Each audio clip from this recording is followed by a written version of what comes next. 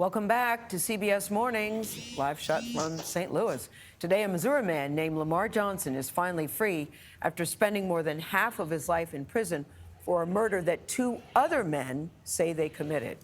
Here's a moment yesterday that a judge finally set him free. The motion of the Circuit Attorney of the 22nd Judicial Circuit filed herein for the benefit of Lamar Johnson is granted. Taking that in. 48 Hours correspondent Aaron Moriarty has been following this case for years. Aaron, my heart just went out to him. It looks like he didn't even know how to react. It was heartbreaking to see, but also exciting that he's going to be going home. Well, Gail, I have to admit, I've never seen a full exoneration just like that, so it was very moving.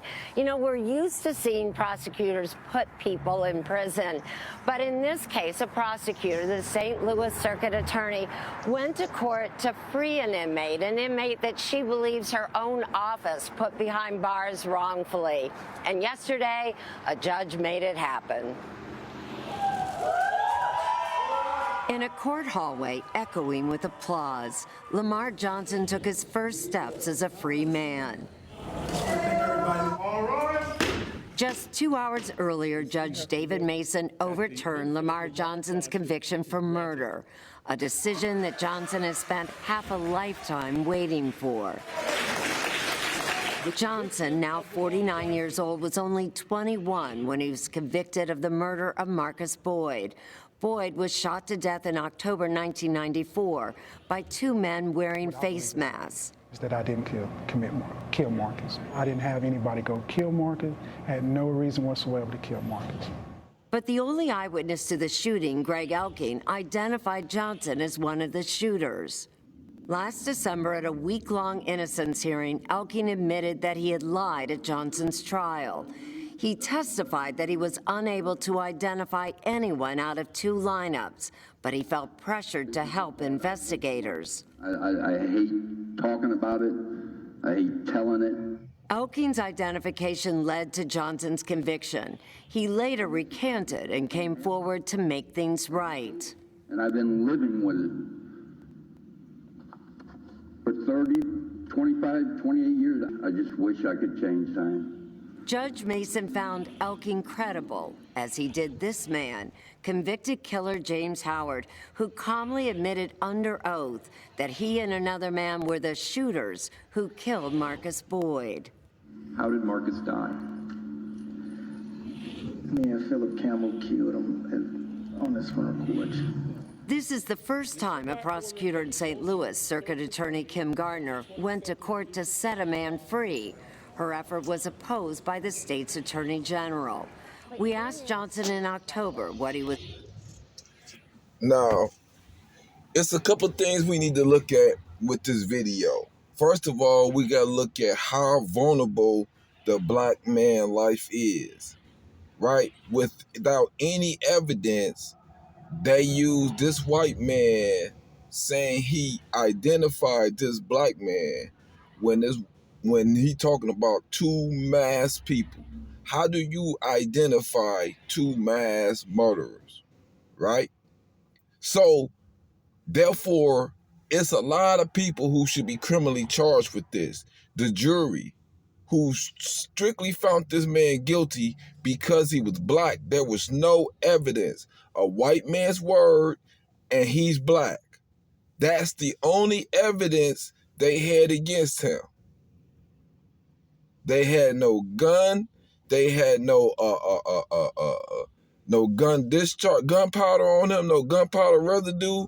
They had no evidence but a white man word. So first, you have to look at black people staying a part of this system, how vulnerable and easy it is for white people just to take your life and to lynch you using their jurisdiction, their prison system, what they call the justice system. Right? Now, the second part about this, how you know that they're only about locking you up regardless of guilt or not guilty, is that the state still opposed him being released, even though The killer admitted to it. Him and another guy was the killer. And even though they had no evidence against this other black man, the state still opposed to releasing him. And on top of that, he do not get any money for the time they incarcerated him. And I don't understand why that white man who lied is not charged with falsely imprisoning him. No matter who he helped, all of them should be charged with criminal charges, from the jury who do not fulfill their obligations, right? To make sure that this man was guilty without a reasonable doubt, to make sure that there was no evidence. We have to understand, black people.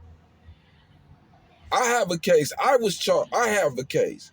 I pled no contest, not because of guilt, because you cannot win in trial because these white people see you as guilty before you ever charged with a crime.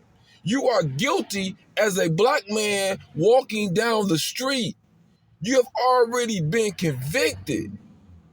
You have been convicted in the psychic of most of American people, even other black people. So white people, police can snatch black people up with little to no evidence and find you guilty of any charge.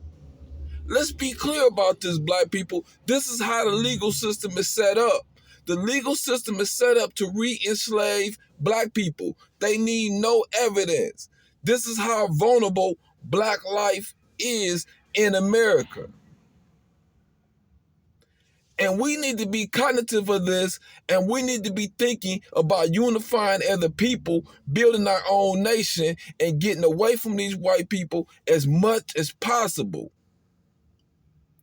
I don't understand why you have the perception that these Europeans will change. When you see down in Mississippi, they're creating their own region with all white judges to control, so they're not governed by the blacks because it's minority blacks. So white people don't want to be governed by you.